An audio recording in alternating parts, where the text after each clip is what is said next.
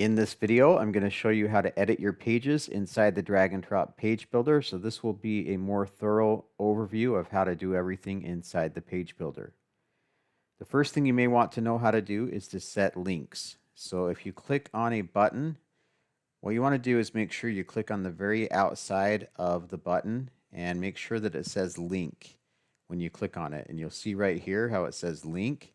If it says link, then you'll always be able to set a link up here in the left-hand corner where it says href, and then you can set a target for either this window or a new window.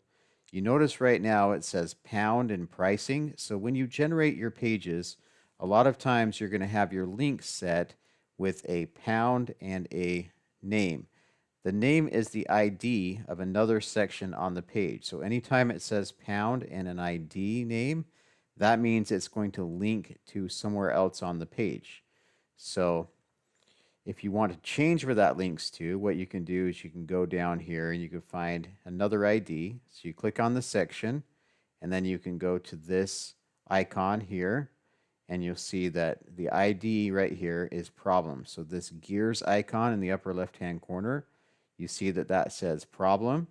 So what you can do is you can copy that ID and you can go up to this button and you can set pound and then the name of that ID, and that will go to that other section on the page. Another thing you may want to change a lot are your font sizes. So let me show you how to do that. So let's say if you want this font to be bigger, you can go to the font size over here under typography and you can drag this up and down.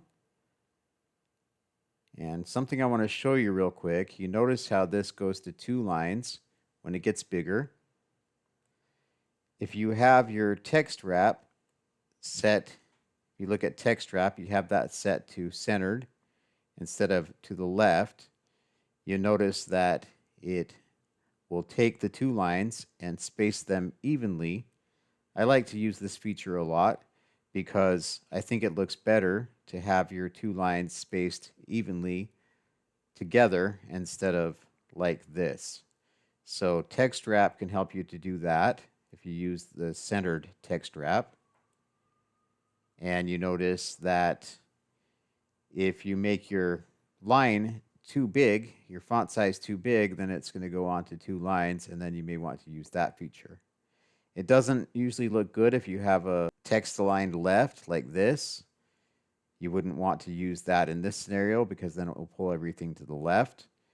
But if you have it centered, then it looks pretty good that way. So that's a feature you may want to use, is the text wrap and the text align to make that look exactly how you want. Another thing you may want to alter is your line height. You notice how it's got a huge space between the first line and the second line. So when my font size is 32 pixels like it is now, I may want to make my line height somewhere around 40 pixels. So there's not such a huge gap between the 2 lines. Another thing you need to do when you change your font size on the desktop or the tablet view is make sure that on the mobile view that it looks the way you want there too. So if you don't do that, you may see something like this where it just does not look good. And so you need to adjust the font size and the line height for the mobile view. So maybe you want to put this back down to 18 pixels, and for the line height, maybe 25 pixels, something like that. Or if that's too much of a gap for you, then you can go down to like 22 pixels for the line height. And so just always make sure that you not only change on the desktop and the tablet versions, but you also change it on the mobile versions. Another thing you may need to change a lot is the distance between your text and things like buttons or images.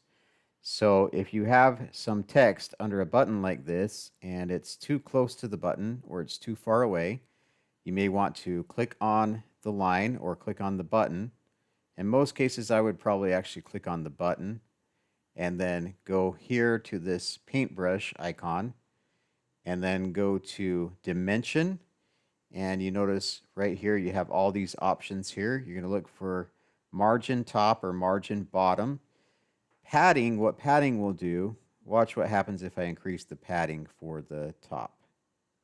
You see what that's doing is changing the padding inside the button itself. And so instead of padding, if you want to adjust the distance between the button and something else, you'd want to use margin. So for the margin bottom, I'm going to adjust that. You see it's pushing down the distance there underneath the button. So if you want that closer to the button, you can bring that up. If you want that further from the button, you can take that down, so whatever margin you want there. If you have something on the page that's moving like this scroller, sometimes it can be very hard to change the text on something like a scroller. Sometimes it will stop for you like it is now, but other times it may not stop. And so it will keep scrolling and it's going to be very challenging to try to set that there. So what you can do is just click on the very outside of that part and make sure that you have the very outside of it selected. And then you can click on this little code icon up here and you can change the text in here, whatever you want to change. And then you can just click apply HTML changes and that will change the text for you.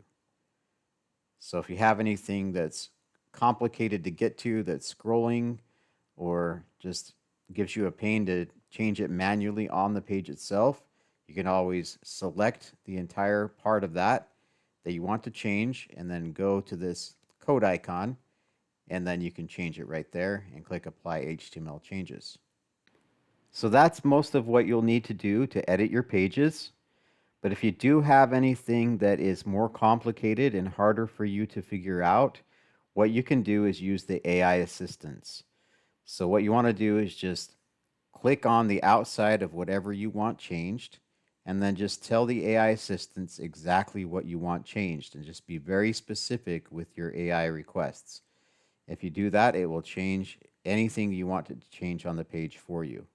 Make sure that you're always backing up your pages as you're working. So first of all, before you back up your page, make sure you click this eyeball icon to open the page and just scroll down the page. Make sure everything looks good. Make sure there's nothing that looks bad on the page. You don't want to back up something that's already messed up. But once you've made sure everything looks good on the page, then click on this icon, this security icon, or it looks like a badge here. If you scroll over that, it says backup page. Make sure you click on that to back up your pages constantly, because then if anything goes wrong, you can just click on restore backup and you're right back to where you were before things got messed up.